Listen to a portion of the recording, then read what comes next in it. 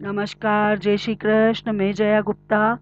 इस वीडियो में मैं पुरुषोत्तम मास यानी अधिक मास की 21वें दिन की कथा लेकर आई हूँ। पुरुषोत्तम मास की अन्य दिन की कथाओं के वीडियोस भी मैंने मेरे चैनल पर बना रखे हैं। आप मेरे चैनल पर जाकर अन्य दिन की कथाओं के वीडियोस का श्रवण कर सकते हैं, देख सकते हैं। इसके अलावा मैं इस वीडियो के डिस्क्रिप्शन में भी उनके लिंक दे दूंगी, जहाँ से आप उन्हें देख सकते हैं। 21वें दिन हम 21वें अध्याय का पाठ श्रवण करते हैं। 21वें अध्याय के पाठ में हम मुनि वाल्मीकि जी का राजा दृढ़धनवा को पुरुषोत्तम मास की पूजन विधि का विस्तार पूर्वक वर्णन का श्रवण करेंगे। इसके पहले 20वें अध्याय में हमने देखा कि 20वें अध्याय राजा दृढ़धनवा ने वाल्मीकि मुनि से पूछा कि कृपया मुझे बताइए कि पुरुषोत्तम मास की आराधना कैसे करें, किसकी पूजा करें, किस प्रकार पूजा करें, किस वस्तु का दान करें, संपूर्ण विधि सहित समझाइए। वाल्मीकि मुनि ने कहा, इस पुरुषोत्तम मास में भगवान पुरुषोत्तम की पूजा की जाती है और साथ ही यह बताया कि शरीर की शुद्धि व पूजा स्थल की शुद्धि कैसे की जाए और भगवान को स्थापित करने की विधि बताई। उसके आगे वाल्मीकि जी बोले, पुरुषोत्तम भगवान की प्रतिमा को शुद्ध करके प्राण प्रतिष्ठा करें, अन्यथा मूर्ति धातु की ही रहेगी। मूर्ति के दोनों गालों को दाहिने हाथों से स्पर्श कर उसमें हरि भगवान की प्राण प्रतिष्ठा करें। मूर्ति की प्राण प्रतिष्ठा न करने से जिस धातु की मूर्ति है वह धातु ही रहती है, उसमें देवत्व नहीं आता है, देवताओं का वास नहीं होता है। अतः हे राजन, अन्य देवताओं की मूर्ति में भी देवत्व लाने के लिए प्राण प्रतिष्ठा अवश्य करनी चाहिए। यजुर्वेद के अनुसार मूर्ति में भगवान की प्राण प्रतिष्ठा त्वदिष्णो परम पद सदा पश्यन्ति सूर्य पुरुषोत्तम के इस बीज मंत्र द्वारा करनी चाहिए। मंत्र वेत्ता ब्राह्मण निरंतर प्रतिमा के हृदय पर अंगूठा रख के और निम्न मंत्रों द्वारा हृदय में भी प्राण प्रतिष्ठा करवाते हैं। इस मूर्ति में प्राण प्रतिष्ठित हो, इस प्रतिमा में प्राण चलायमान हो, यह प्रतिमा पूजा के लिए देवत्व को प्राप्त हो, स्वाहा। इस प्रकार यजुर्वेद के मंत्र कहते हुए वेद संबंधी मूल मंत्र व अंग मंत्रों से प्रतिमा में सब जगह प्राण प्रतिष्ठा कराई जाती है, सभी अंगों में प्राण प्रतिष्ठा कराई जाती है। अथवा नाम मंत्रों से चतुर्थी विभक्ति व अंत में स्वाहा लगाकर उन देवताओं का अनुसरण करते हुए प्राण प्रतिष्ठा करें। इस प्रकार प्राण प्रतिष्ठा करके भगवान श्री पुरुषोत्तम जी का ध्यान करना चाहिए। श्रीवत्स से चिन्हित हृदय वाले, शांत नीलकमल दल के समान कांति वाले, तिभंग मनोहर आकृति वाले ऐसे श्री राधिका सहित श्री पुरुषोत्तम भगवान का ध्यान है। इस तरह से भगवान को विभिन्न नामों से पुकारते हुए, उनकी आराधना करते हुए उनका ध्यान करें और उसके पश्चात देश और काल का उच्चारण संकल्प करके, नियम धारण करके, मौन होकर पवित्र हो 16 उपचारों से यानी षोडश उपचार विधि द्वारा पुरुषोत्तम भगवान की पूजा करें। यहाँ मैं षोडश उपचार विधि को पूर्ण रूप से बता रही हूँ, तो आप उसे अहर पूजा में यूज कर सकते हैं। तो सबसे पहले हम भगवान का आह्वान करेंगे। हे देव देवेश श्री कृष्ण पुरुषोत्तम, आप श्री राधिका सहित मेरे द्वारा दिए गए पूजन को ग्रहण करें। श्री राधिका सहित पुरुषोत्तम भगवान को नमस्कार है, ऐसा कहकर भगवान का आह्वान करें, उन्हें अपनी पूजा में आमंत्रित करें। भगवान जब आपकी पूजा में आ जाते हैं तो उन्हें आसन प्रदान करना होता है। तो दूसरी स्टेप होती है आसन की। हे पुरुषोत्तम देव देवेश, अनेक प्रकार के रत्नों से जड़ित, स्वर्ण से शोभित ऐसे आसन को ग्रहण करें। यह कहकर आसन समर्पित करें। हे पुरुषोत्तम देव देवेश, जो आसन मुझसे उपलब्ध हो पाया वह मैं आपके लिए लाई हूँ, ऐसा प्रेमपूर्ण आसन को ग्रहण करें। यह कह के भी आप भगवान को आसन समर्पित करवा सकते हैं। तीसरे स्टेप में आता है पाद्य। मेरे द्वारा गंगा आदि सब तीर्थों से प्रार्थना करके लाया हुआ सुखदायक स्पर्श करने योग्य जल पाद्य अर्थात पाँव को निखारने के लिए ग्रहण करें।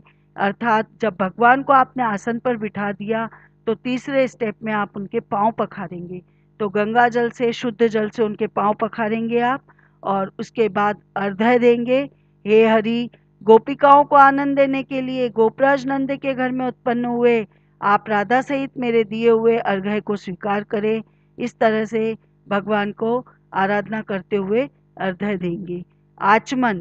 हे ऋषिकेश, हे पुराण पुरुषोत्तम, शुद्धि से लाए हुए तथा स्वर्ण कलश में रखे हुए गंगा जल से आप आचमन करें, यानी आप भगवान को जल पिलाएंगे, यानी जल छोड़ेंगे उनके नाम से, जिसे आचमन कराना कहते हैं। और इस तरह से आप भगवान के 3 बार आचमन कराएंगे।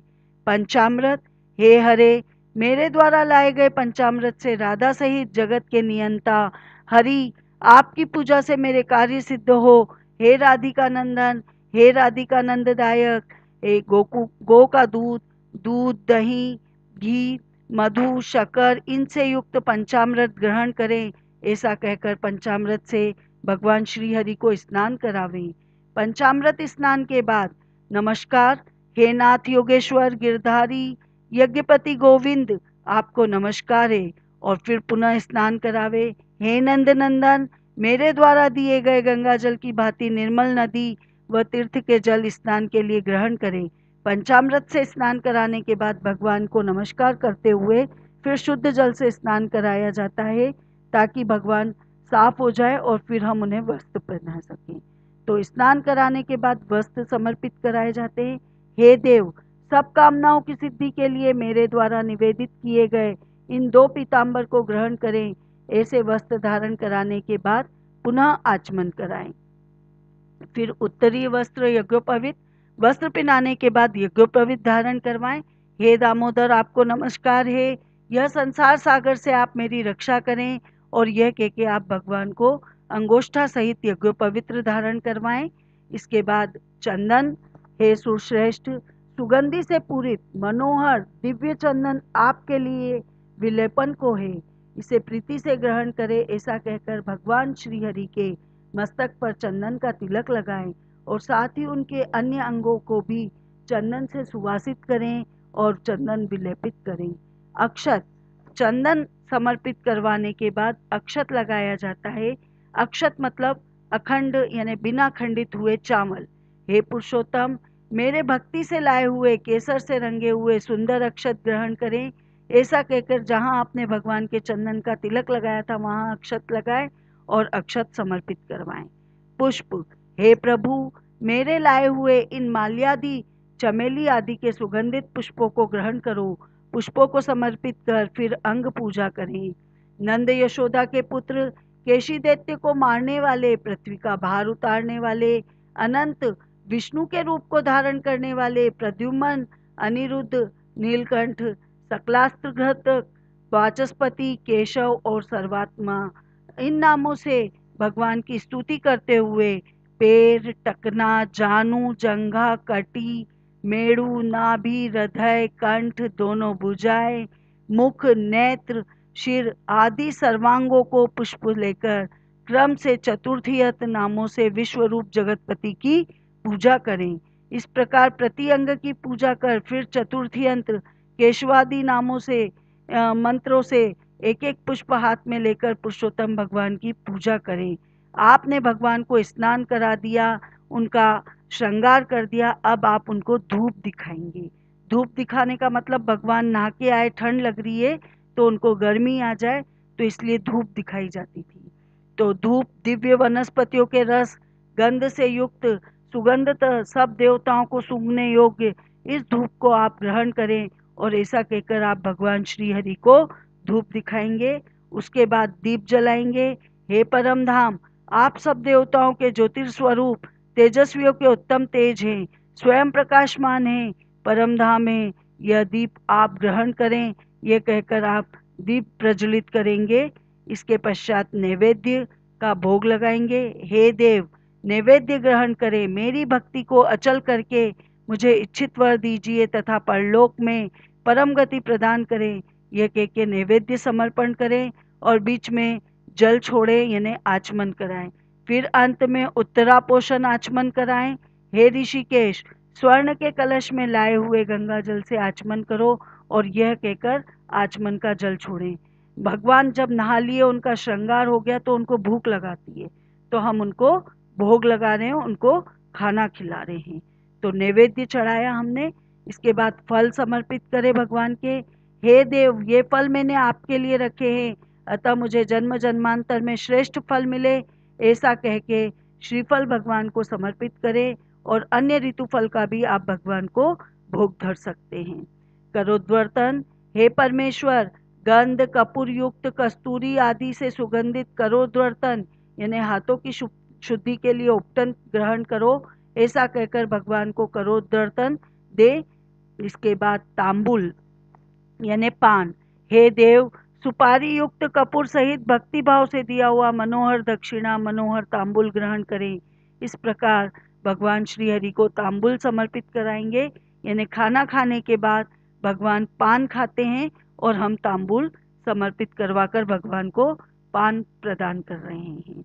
दक्षिणा, ब्रह्मा जी के गर्भ में स्थित अग्नि के बीच अनंत पुष्पों के फल दाता स्वर्ण को ग्रहण करें और मुझे शांति दे, ऐसा कहकर भगवान को दक्षिणा प्रदान करेंगे। जब किसी को भी हम खाना खिलाते हैं तो उन्होंने खाना खाया, इसके बदले में हम उन्हें दक्षिणा देते हैं, तो वो दक्षिणा हम भगवान को भी यहाँ पर दे रहे हैं। आरती, हे शरद ऋतु के कमल तुल्य श्याम, 3 जगह से टेढ़ी मनोहर आकृति वाले देवताओं के स्वामी श्री राधा कृष्ण की मैं आरती करती हूँ, ऐसा कहकर नीराजन करें यानी आरती उतारें। उसके बाद भगवान की आप आरती उतारेंगे, फिर प्रदक्षिणा करेंगे। हे जगन्नाथ, रक्षा करो, हे भक्तों पर कृपा करने वाले, मेरी प्रदक्षिणा स्वीकार करो, और ऐसा कहकर भगवान की प्रदक्षिणा करेंगे।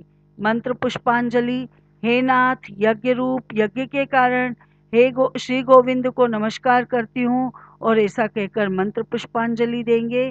फिर नमस्कार, विश्वेश्वर, विश्वरूप विश्व को उत्पन्न करने वाले विश्वपति गोविंद को नमस्कार है, ऐसा कहकर भगवान श्री हरि को नमस्कार करेंगे, उनके चरणों में सिर नवाएंगे। क्षमापन, क्षमापन निम्न मंत्रों से पुरुषोत्तम भगवान से क्षमा मांगने के लिए किया जाता है। हीनम क्रियाहीनम भक्तिहीनम जनार्दनम यत पूजितम मया देव परिपूर्णम तदस्तु में। ये मंत्र के साथ भगवान से हम क्षमा मांगेंगे। नाम मंत्र के अंत में स्वाहा लगाकर नित्य तिलों से हवन करें। पुरुषोत्तम की प्रीति के लिए एवं संपूर्ण अर्थों के लिए, फल की सिद्धि के लिए महीने भर तक अखंड दीपक जलावें और उसकी निम्न मंत्र से आराधना करें। यस्य समत्रया च नमोक्तया तपो यज्ञ क्रियादिषु न्यून संपूर्णा तम याति साध्यो वंदे तमच्युतम। इस मंत्र के साथ दीपक की आराधना करेंगे, दीपक जलाएंगे अखंड ज्योत। इसके पश्चात भगवान जनार्दन को नमस्कार करके पुनः निम्न मंत्र बोलकर जनार्दन भगवान से प्रार्थना करेंगे। प्रमादात कुर्वाताम कर्म प्रच्यवेताध्वरेषु यत स्मरणादेव तदृष्णु संपूर्णस्त्यादिति श्रुति। इस मंत्र के साथ उनकी प्रार्थना करेंगे, प्रमादवश जो पूजन में कमी रह गई है वह सब परिपूर्ण हो, और यह कहकर सुख से विचरेंगे, यानी भगवान से हमने क्षमा मांग ली। इस पृथ्वी पर मनुष्य जन्म पाकर जो लोग पुरुषोत्तम मास के आने पे भी नवीन में एक समान श्याम वर्ण वाले राजा सहित पुरुषोत्तम भगवान को इस प्रकार भक्ति से नित्य प्रति वैष्णव ब्राह्मण को गुरु बनाकर पूजेगा, वह इस लोक में अमित सुख भोग कर अंत में बैकुंठ लोक को जाएगा। इति श्री पुरुषोत्तम मास कथा 21वां अध्याय समाप्त। आपको मेरा ये वीडियो अच्छा लगा तो लाइक और शेयर कीजिए।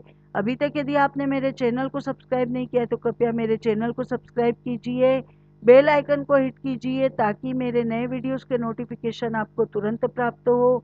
हिंदू धर्म, संस्कृति, तीज त्योहार, व्रत कथा, रीति रिवाज इत्यादि जानने के लिए मेरे साथ बने रहिए। जय श्री कृष्ण।